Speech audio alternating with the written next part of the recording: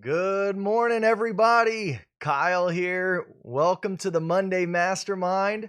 I am so excited. I think I might have all of the kinks worked out.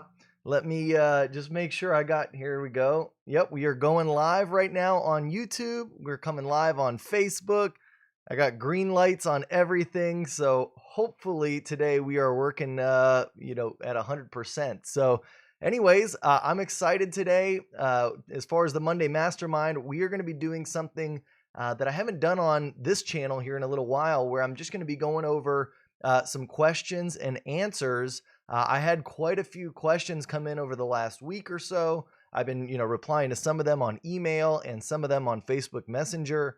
But I thought it'd be a good chance for me to actually just do a video and answer a lot of these questions, because I'm sure a lot of y'all might have the same questions, but just haven't asked them. And so I'm going to still monitor the chat as well. So if you are watching this and you've got a question that you want answered live on the channel today, then definitely type it into the chat, either on YouTube or on Facebook, wherever you're watching. Give this this video a thumbs up or a like wherever you're checking it out at, and we'll get going, guys. So let me open up my questions here. And real quick too, while we're going, again, I always like to get your feedback. Let me know if you're watching this on YouTube or on Facebook. Put a comment if everything is coming through okay. If you can hear, my voice, if you can see it, it's not choppy. That would be good to know. So, what's up, Gino? Good to see you, man. Let me know if this is working for you. I see you're watching it on Facebook. Anybody on YouTube, if you're there, then definitely let me know, because that's the one I'm most worried about. We had some problems last week with YouTube, with it being a little choppy. But anyways, we are going to get started. So the first question that I had was, what do you use for transaction management? And they were, kind of talking about like the tracking side of everything, right? What kind of tools do I use?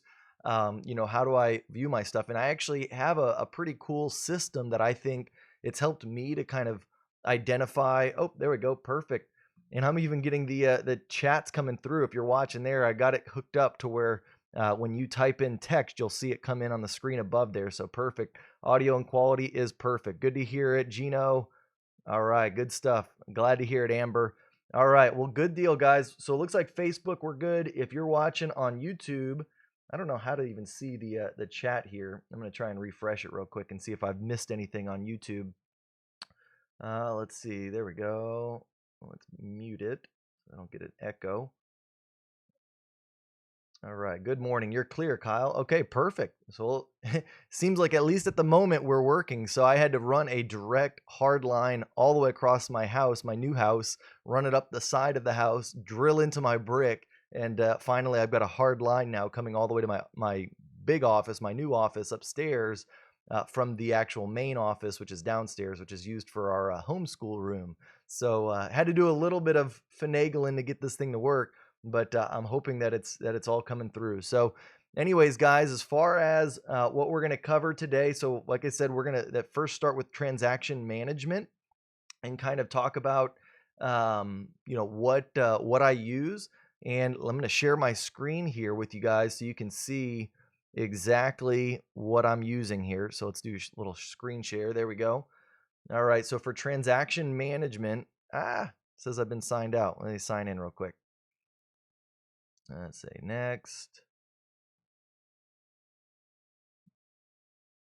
Type in my password, which I don't even know what my password is. Sorry, guys. Give me 1 second.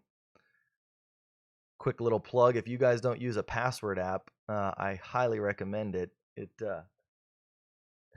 saved me a ton of times. I just go in here, I type in Google, and I can see what my password is. I just copy it, paste it. There we go. It should log me in here. All right, there we go. So I just use a Google Sheet for all of my transaction management to kind of keep track of wherever I'm at. And I've done this since I became a realtor in general real estate back in 2013. Obviously, the spreadsheet has changed a little bit. I've added columns and things like that to get it to where it is today. There we go. Fix that a little bit. All right.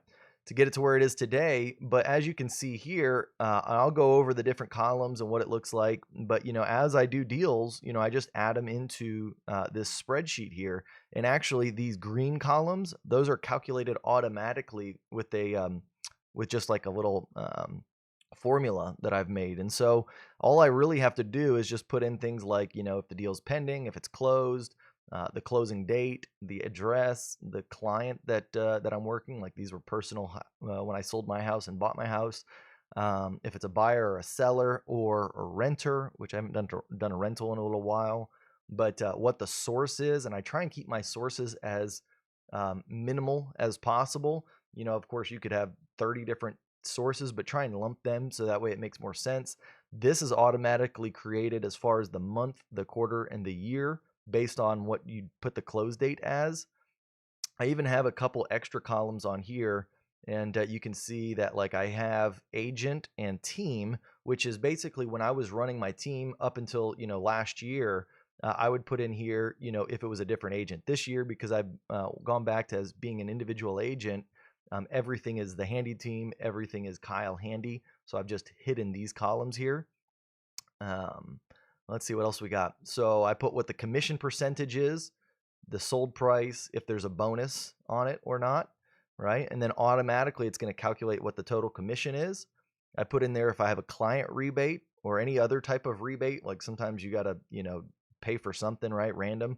It's not very often, but you can kind of see in there what if you put something in there, and then it calculates what your GCI is, the company dollar, which the reason why those two are, for me now, they're going to be the exact same is because since all the deals are in my name, I'm an individual agent, those are going to match up. Now, if you have a team, you can see here, there's a whole other, set of columns that I had in here for, running the team where I've got, what the split percentage is. If I've taken a fee out of that transaction for that team agent, then it puts in there what their income is. I also had a couple deals where there was actually two agents involved in the deal. So it was like, my deal, but then maybe two agents worked it and there was something going on there. So I put that, which obviously is not used very often. But then at the very end, you get to company dollar, and that's basically like what the team's, retention is of that money after, you've paid out the agents. And so you've got, GCI, then you got what you paid the agents, then whatever's left is what's the company dollar. But now that, again, I've just hidden these columns. And then I've got now for since I'm with eXp Realty, I've put in there also like what my fees are to pay to the brokerage for each of my deals. So you can see here that I've got like, for instance, before I'm capped each year, I've got a $16,000 cap and it's at 20%. So I've got a formula in there which basically calculates out 20% of the gross commission income to go to eXp. And then it's on a $25 broker review fee, $40 liability fee. So it adds those up. We don't have a university fee anymore, so I basically could hide that column. And then now we got a cap fee, which basically shows that like once I've capped for the year, I go to 0%. I don't have to pay any more for the commission fee. And then I just pay a $250 cap transaction fee plus my liability fee and my broker review fee.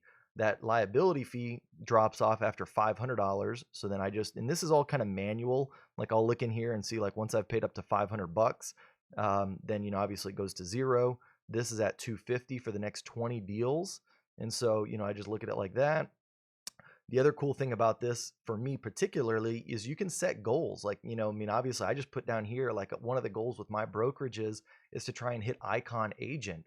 I've hit it both years that I've been here. I'm shooting for a third time. My cap resets in April. So you can see here, like back in April is when all of these transactions started having a commission fee. And so what I do is I can, know that, okay, once I've capped and I do another 20 transactions, here's where I hit Icon, right? Maybe for you, it's something different, right? Like maybe it's a unit goal or something like that.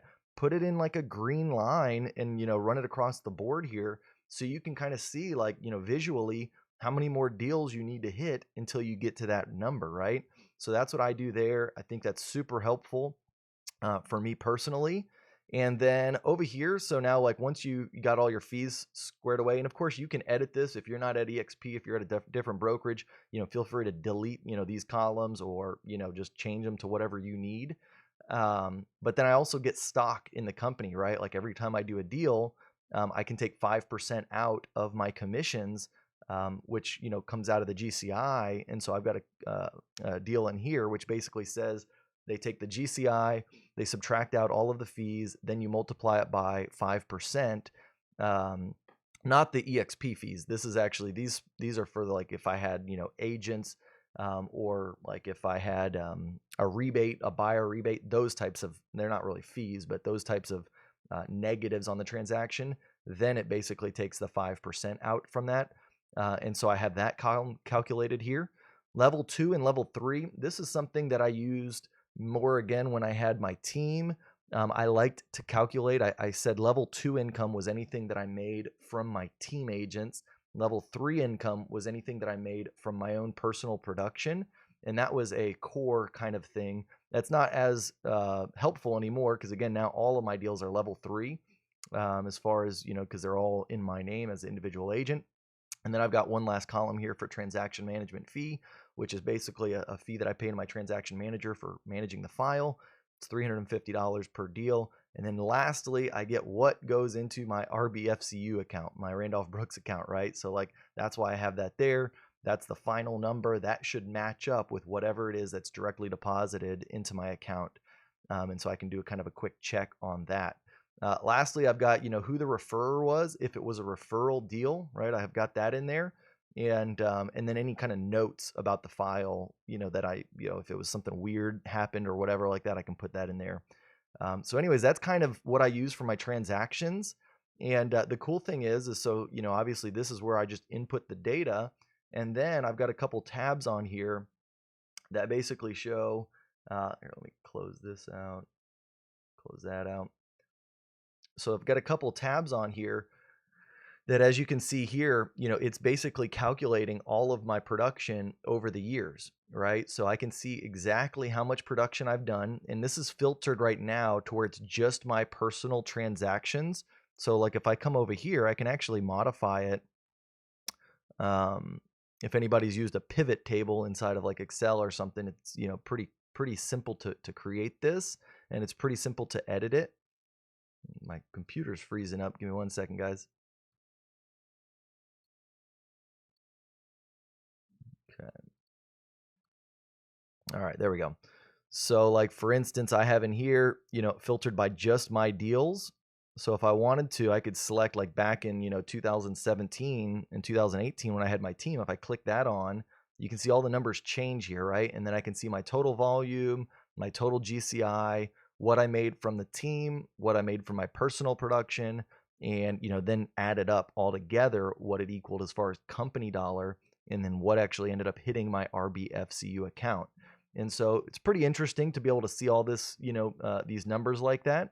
And actually what you end up doing, like, let me show you here.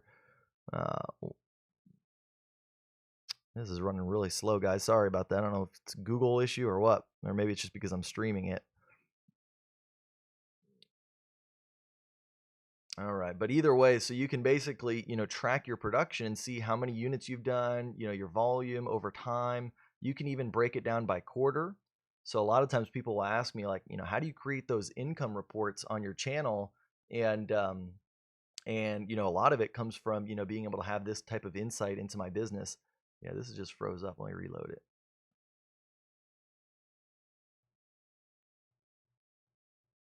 All right.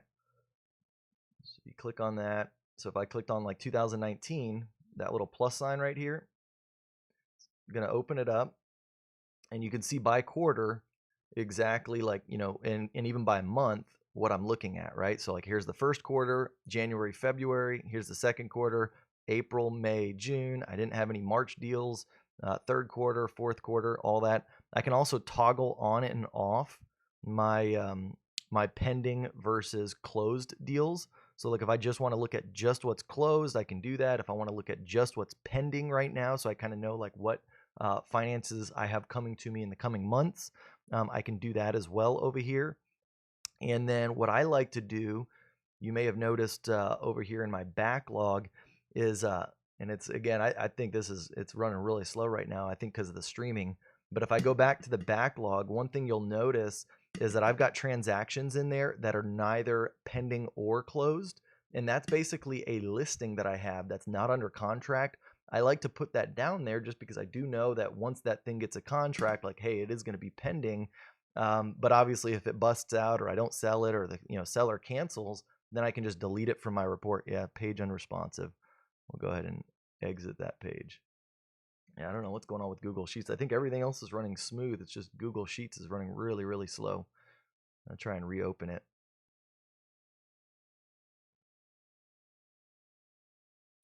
Yeah, so here you go. So if I go back to the backlog, you can see it in here. I'll scroll down. Oop, there we go. So like this particular transaction, Wild Onion, that's a listing of mine that obviously I want to get under contract. It's not there yet, but I don't want it calculated in my production yet for the year because it's not there. But I do want to know that I've got that thing as a potential deal to go towards my goals or whatever. And then once it goes under contract, I can just type in here pending, and then it will show up on my GCI by year. Okay. Now, the other thing that I like to see is over here, I can go GCI by source. And you can see here, it's that whole 80-20 rule. We always say it, right? Like everybody asks, like, hey, what are your top sources for your closings? Well, I mean, right here, you can see it very clearly, right? Sphere of influence referrals. That is my bread and butter. 39% is sphere of influence, either new buyers or repeat buyers. And then 43% are referrals from somebody in my sphere of influence, right? So that equals over 80% of my deals. And I probably have done more Facebook advertising, Google advertising than most people. And you can see here that that still accounts for less than 10% of all of the deals that I've ever done. So guys, it just goes to show, you definitely don't want to neglect your sphere of influence and the referrals from that. So that's pretty good. I've got other things in here that I use specifically, but if you guys want a copy of this, I just go ahead and type in the comments, put your email address, and I'll get it out to you. If you're watching the replay for this, eventually what I will do is I'll put it in the show notes as far as like the description on YouTube and description on Facebook, and you'll be able to go to a link and be able to download it. And I'm still, anybody that was watching last Tuesday's call, I had a spreadsheet similar to this, but for EXP, and it was a little bit for a different purpose. But if you want that spreadsheet, I'm still working on my blog post that's going to link to all that stuff for you. So I get that out there this week for both of these. So if you want it, type it in the comments, put your email address, and you'll be able to get to here probably either later today or tomorrow. So anyways, that's what I use for transaction management. I hope that was helpful. The other one that I got was, what do you use to stream your live broadcasts? And so, obviously I'm still experimenting with different things. Right now, what I use is, it's called OBS, Open Broadcaster Software. The reason I like to use this is it's actually free. You don't pay any money for it. It's open source. It's available for Windows, Mac, Linux, and it actually, here, I'll show you what it looks like as it's going. You can see it's probably going to be all weird because it's showing all the screens inside my screens. But you can see here that I've got all of the, oh, it's a little too big there. Yeah, I've got different scenes that I can put on, right? So over here to the left, like, my countdown scene is on there. I've got my webcam, which if I just want it just to be me, I've got my screen share like that. So then it shows my face and what my screen is. I've got my audio over here where you can select, properties like what you want it, where you want it. If you want it coming from your computer audio, if you want it, if you have an external mic you want to use, put that in there. You can change the volume, so I can go high. So you got all that stuff on there. And then basically what you do is up in the settings, actually over here, if I go to my settings and I go to my output, or I go to my stream, you'll see there's a service. So OBS basically records the streaming for you, or it is what captures it. But then you need a service to actually broadcast that out, that feed out. And what I use is Restream.io. And I'm going to show you what that looks like here. Move this over to the side. And Restream.io looks like this. It's like $9.99 a month. It's not very expensive. And you can actually select, 2 different channels. Like right now, like I've got it going to YouTube. I've got it going to Facebook. And the thing is that you know, like OBS, it can broadcast out whatever they call it a bit rate. You can see it right there. So like YouTube, you can go as high as you want on bit rate. You can go, you know, to 4K quality, which is probably 15 to 20,000 kilobits per second. You got to have a really fast upload speed. But I stream about 7,000 up to YouTube. But now Facebook, it only allows like 4,000, and that's why, again, the quality on Facebook's not going to be as good as YouTube. But so that's why you have to use it. It says transcoding live, and that's why I like this Restream.io versus a lot of the other services. Is I can upload to YouTube in one bit rate, you know, as high as I want, and then on the fly, as we're like recording this and doing this, it's transcoding it into a lower quality to send to Facebook. Because if you sent the same stream, that same 6,000 bitrate to Facebook, it won't work. It'll break the whole thing, and so you got to maximize it at that 4,000 on there. And so that's kind of how that works there. Let me see here. I guess I hope that is everything still coming through, guys. You can see my video feed. I'm a little, because you can see here it still shows as if it was like on my countdown timer. It should be showing a live feed in there, but it's not. So give me a thumbs up or let me know if it's working. And I'm going to go ahead and log in real quick on Facebook on my phone so I don't mess anything up on the computer here. There we go. Let's see here. All right, perfect. Looks like it's going straight. Let's see. 3 minutes ago, Jay Kaufman. All right, you want a copy? No problem. I'll get you a copy, Jay. Give me, guys, give me another. Go ahead and put in the comments if this stream is still coming through good, if you can see the audio and the video. All right. I'll wait kind of to make sure I see something on here. I know there'll be eventually a better way of actually doing all this. I'm still, like I say, getting new to this. Oh, perfect. Good. All right. Thanks, Karina. So she says we're good on YouTube.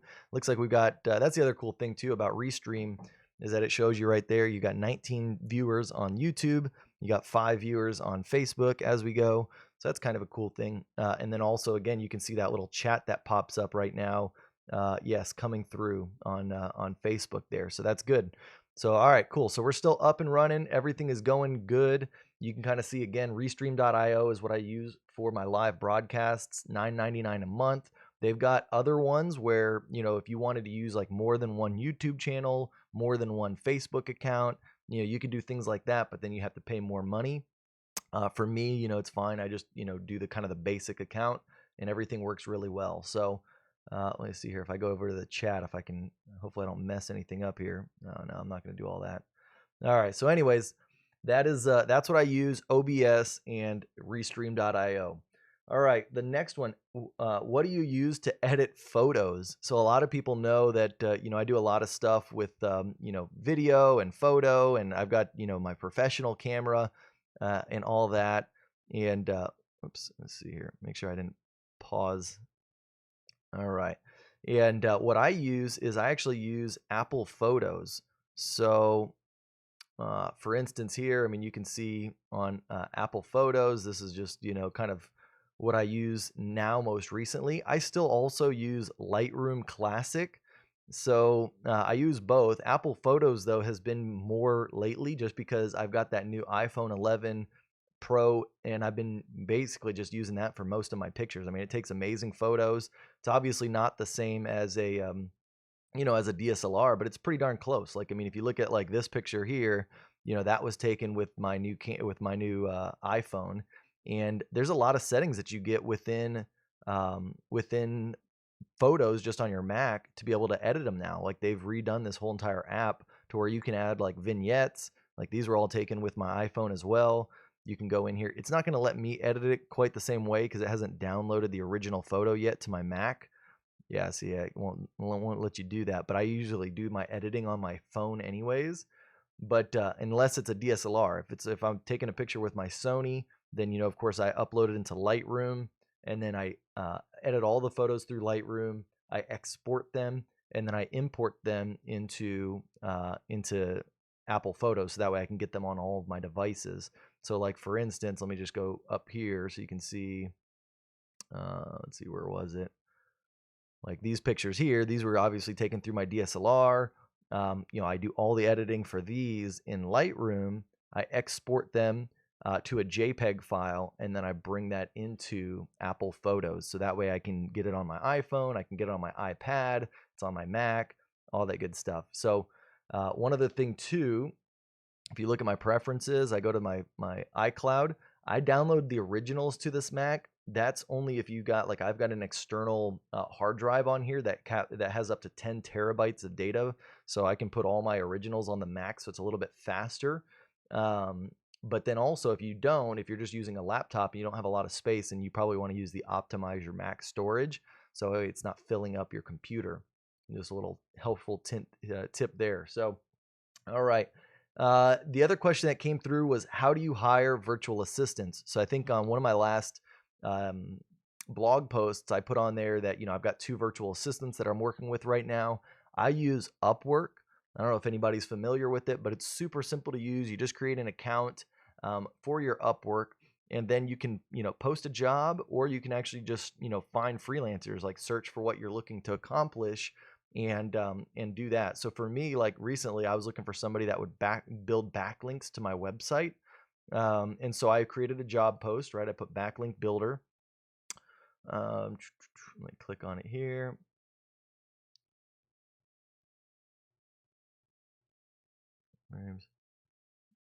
Okay, let's see.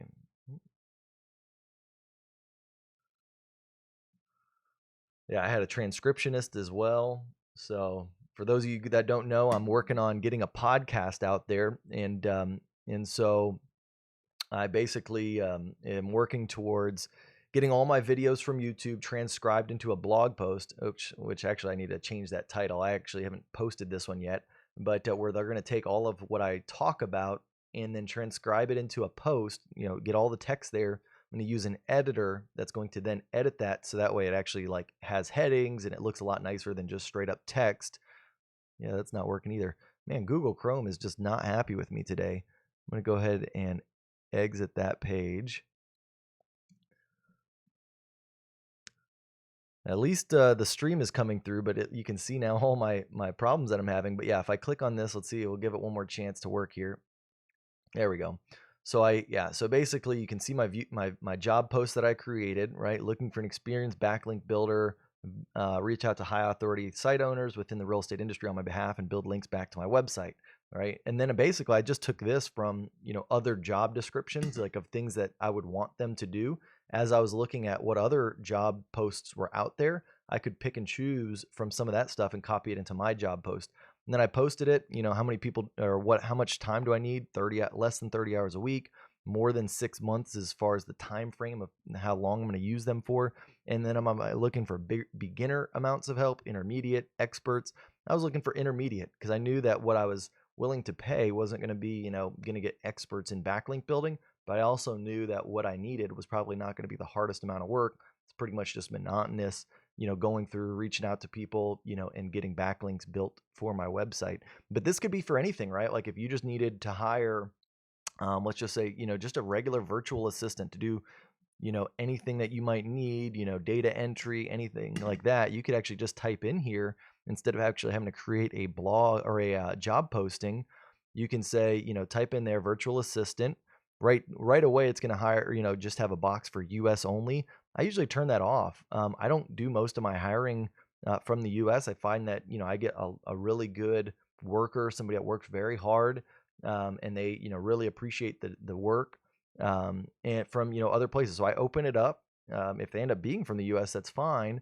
But most of the time when I end up creating like my filters, which, let's see here, where do I go here? There we go. On the left, you can put what your hourly rate is. If you want $10 and below, 10 to 30 bucks. Job success, I always take, 90% and up. I like to go in here and say amount earned over $10,000. That way I know that they're not new to the platform, that they've got experience on here. You can also do 1,000 hours billed within the last 6 months.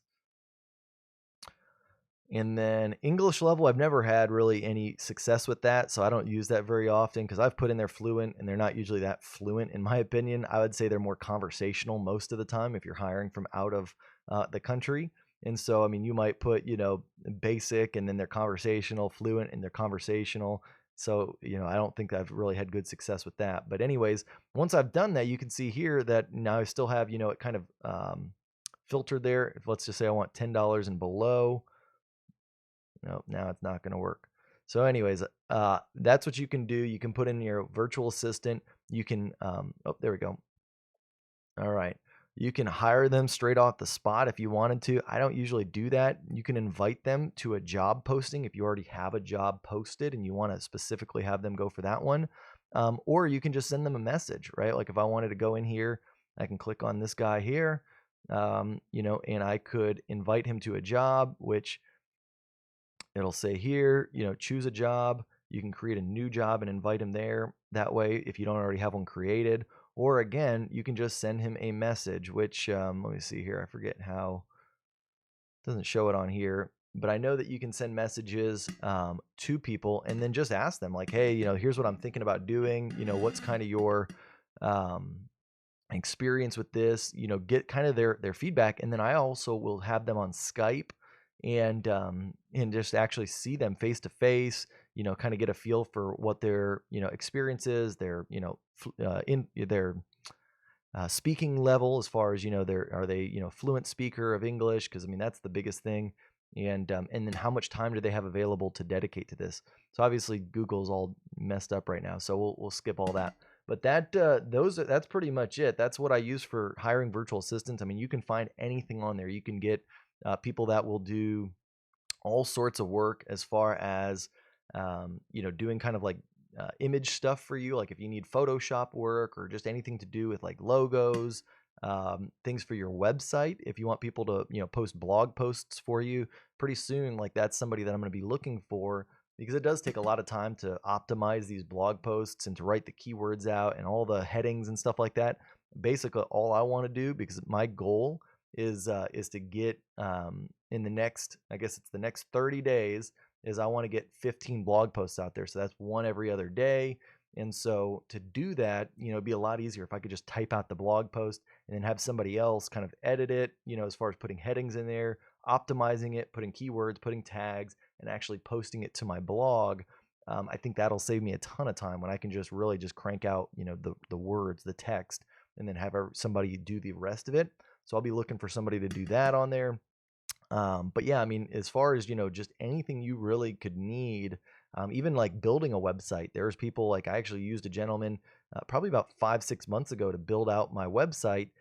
He built me a great one, but then I went a different direction, not because of anything that he did wrong. In fact, his was great, but I wanted a little bit more ability to edit my call to actions and pop-ups and all that kind of stuff. And so I ended up going a different direction, even though he spent probably 30 hours on it, which, I think I was paying him $6 an hour. So it cost me a couple $100, but even still, it was worth it. And for the majority of people, I'm sure they would be very happy with what he did. He gave me a proposal at the beginning, showed me what it would look like. He completed it. I had a couple edits that I had him do. He did it with no problem. In fact, if anybody wants his info, again, he's on Upwork. We'll see if it works here. But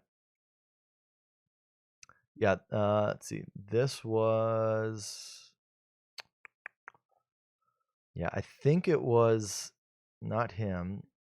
Yeah, now it's all messed up. So anyways, yeah, if anybody wants his actual link, I'll put it in the description here. So that way, if you wanted to reach out to him directly on Upwork, that was actually not a question that I got in the last week, but it is one that I've gotten quite a bit is, who do you use for, website building? And, most of the time now I tell people, well, I created my new website myself and I kind of manage it myself, which is good and bad. I like being able to know how to do everything. But at the same point, it also, it takes up a ton of my time, and I know that my time would be better served elsewhere. And so trying to build leverage into my business, I need to find somebody that can kind of manage the day-to-day, things that go with, upload or keeping your website up to date, because there's updates always coming out and you want to keep, up to date on your plugins and all that kind of stuff. and I end up getting, into the weeds whenever I get into my website. Like, even though it doesn't need to take that long, it takes me a lot longer because I like to go and like mess with things. And so really, I know that one of my goals is to get out of the website side of it and really just create the content and have all that stuff be posted for me, optimized for me. So that way I can just do what I do best, create content, and then have it be promoted and published by my team. And so, anyways, that Upwork is going to help me do that. But whatever it is that you need, maybe it is that you want somebody to upload all that transaction stuff that I showed you earlier in this deal. Go in there, find a data entry person, find a virtual assistant. Most all of them are very proficient with any of the kind of Google things, Google Slides, Google Sheets, Excel, Word, all that kind of stuff. So if you need somebody like that, they're going to be proficient with it. But the one thing that I will tell you that I've had to learn over the years when hiring virtual assistants is, you need to have a plan for them, right? Like, you need to make sure you know what it is you expect at the very end so you can give them clear instructions on what to do, because they'll definitely do it exactly to what you say for them to do. But sometimes if you don't even know what you need or why you need it to be a certain way, you end up just spending money for no reason. And so make sure you're very clear on why you need this, what it's going to help you with, and 3 months down the road, 6 months down the road, if this was the perfect hire, what is that going to take off your plate? Like, what does your business look like at that point? And make sure you're very clear on all that before you go down the road of hiring somebody. Because the worst thing is when you hire somebody and you have them do work for you for like a week or two, and you almost forget about them, and then you end up letting them go or something. And just because they're a virtual assistant, I'm sure they're more used to that. But even still, I like to kind of be loyal to the people, and when they help me out, I want to make sure that, especially if I put on there that it's a long-term job or long-term position, that they're going to be having that income long term. And most of the people, like my backlinks, I've got two people that work backlinks for me. They're both working 10 hours a week. One gets paid $5 an hour. The other one gets paid $4 an hour. So basically, I'm paying $90 a week for them both combined. And I just have them kind of going. They send me a report every single Monday. I can kind of see how many backlinks they've added to my site. I can verify it through some third-party tools that I use and make sure that what they're doing. The reason why I have two of them going against each other is I didn't even really know what to expect, what was possible with backlink building. So I just wanted to see, like, is this person getting way more than another person? And if so, then I could stick with that person. As it turns out, I've been using them for probably about 3, almost 4 weeks now, and they both are pretty close to the same as far as how many backlinks they've built to my website. So anyways, guys, those are all the questions that I had received. Let me go through. I'm going to look through some of the chat here and see if I've missed any that you guys have posted up here recently. Let's go ahead and go to my page.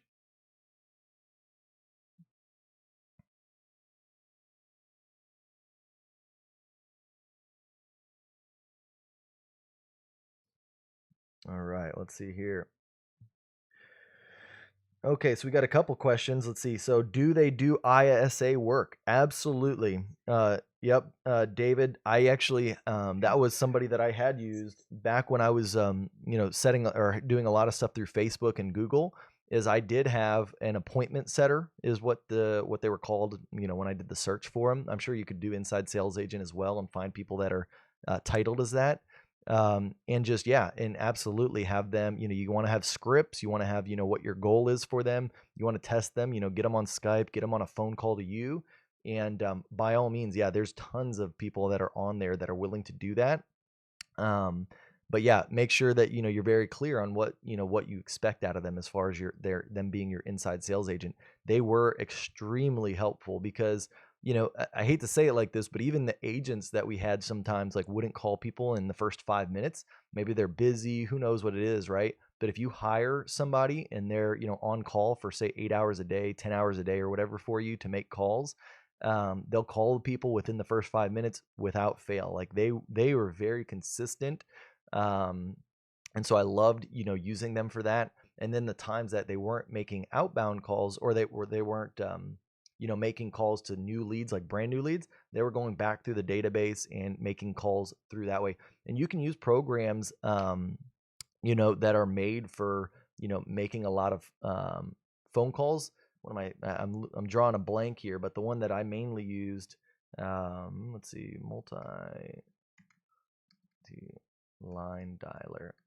Mojo. There you go. That's I don't know why I couldn't think of it, but I would use Mojo and I would give them a count to my, to the person that I hired from Upwork, so they would log into Mojo and basically already have it in their, daily tasks of who they were calling. It would happen automatically. You can even set up call recording so you can go back and listen to what the person's saying to your leads. And if you've got to do some training or, some just, getting back to them after a week or a few days of like, hey, this is what you're saying. Let's change it up a little bit. Let's say it this way. They were very good to make those changes. And most of them, again, if you're searching for an appointment setter or an inside sales agent, they're doing this for other people. So, they're not brand new to it. So, as long as, you're having them do something similar to what they'd probably be doing for other real estate agents, and you can even put in there real estate agent appointment setter or real estate agent inside sales agent, right? And then that way you can get a little bit more specific. There's, I'm telling you, thousands and thousands of workers on there that are very skilled, they're very experienced, and you just got to do your due diligence and kind of, vet them, sort by, who has the best feedback, who has the most experience. And most of the time, again, you're going to end up with somebody that's good at what they do. That's not all the time. I've had a few that I'm like, I'm not too excited about that person. But for the most part, I've been pretty excited. Most of the time when it doesn't work out, it's usually on my, shoulders, because I either didn't have a clear vision of why I really needed that person, or, just things change, right? And maybe I don't end up going down that path anymore. So good question there, David. Let's see here. All right. Do you have your virtual assistants agree to a non-disclosure agreement? That's a good question, Tad. I don't. I haven't done that. That wouldn't be a bad idea though. But no, for me personally, I have not had them do that. It would be pretty smart though. Technically, they could obviously go into your database and sell those people to other people. Now, again, most of the people I'm hiring, there you got great reviews. I kind of use that. I kind of just go off of trust and faith that, based on my interview of them, that I feel like they're trustworthy. But again, you could do that. I don't know what is going to hold up if you're hiring somebody from the Philippines or India or something like that. What are you going to do? Sue them if they gave your people up? Probably not. So, I don't know, but if for sure, if it's somebody here in the US or something like that, you might consider that. Heather Gill put out a good SEO person. Love that. Eric Benar. I don't know how you say his name, but Heather Gill says he's a great SEO person. Let's see. What else do we got here? We got show. We got a lot of people wanting that spreadsheet. I will get that out, guys. I'm going to make a blog post here later today, and I will link that to you guys. Let's see. Do we got... yeah, so I don't know if I missed any more here on YouTube. Let me go back to Facebook real quick and just see here if we missed anything on there. And then I've got a jet. I've got a 10 o'clock appointment here in Stone Oak. So, and now that I'm in Spring Branch, it's about a 40-minute drive, 35-minute drive there. So I'm going to get scooting here in a little bit, guys. But I wanted to come to you guys with as much question and answering. And if you guys have questions, definitely, throughout the week, feel free to send me an email, send me a Facebook message. That's how I get inspiration for all of these videos that you see. This one was just a kind of a culmination of all of them, but sometimes if it's a big question, I might take a whole, video to answer it. So let's see here. All right. Yep. Looks like we're good there. All right, I don't see any questions on Facebook, so that's it. Dan, yeah, hey, sorry, Dan, I will get you that spreadsheet. I promise you, man. Sorry it's taking so long. I'm almost done with the post, and then I'll put it out there. Like I say, guys, this week's been crazy. I was moving. We're finally feeling pretty solid now in our new office or in our new house, and so things should settle out a little bit. But I'm glad you guys are sticking with this and showing up to the Monday Mastermind. Feel free to share these with your friends, with colleagues, other real estate agents. Doesn't matter what brokerage they're with. Just want to try and provide as much value as I possibly can and help out as many agents as I possibly can. So again, guys, thanks for joining in. If you haven't already, hit that like button on YouTube. Hit that like button on Facebook. If you're not subscribed to my channel, make sure that you subscribe. And if you hit that bell notification, you're going to get notified whenever I go live. So anyways, guys, thanks again for everything. And I'll talk to you guys next Monday. Have a great week.